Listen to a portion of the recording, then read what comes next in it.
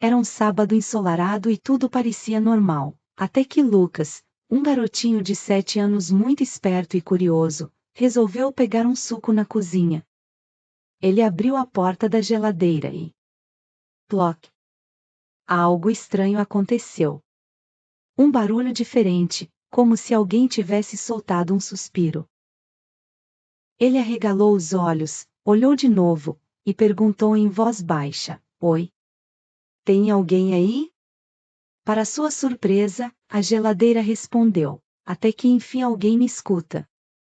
Lucas deu um pulo para trás, derrubou o copo no chão e gritou: Mãe, a geladeira falou. Mas quando sua mãe chegou correndo, a geladeira estava quietinha, como se nada tivesse acontecido.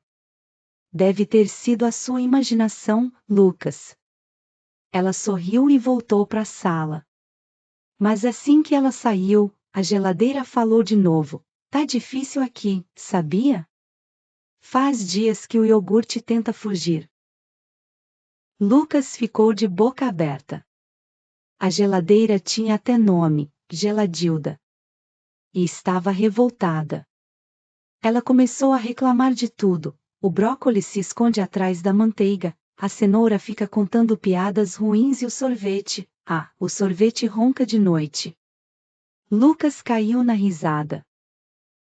Era inacreditável.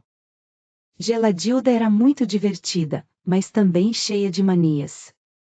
Se você continuar deixando a porta aberta, eu vou pegar um resfriado, disse ela com voz trêmula.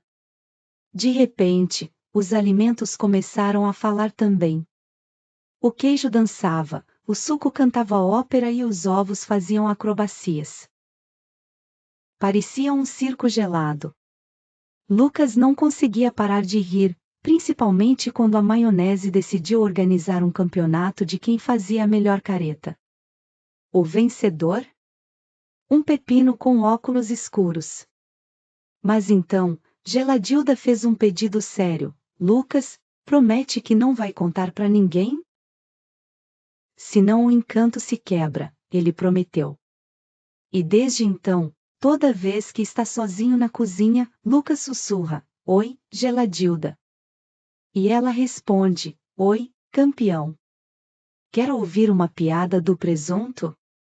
E assim, o segredo mais maluco e divertido do mundo ficou guardado no coração de Lucas. E dentro da geladeira mais falante do planeta. Curtiu? Então mostra pra gente com um like, se inscreve no canal para não perder nenhuma novidade. Tchau, tchau.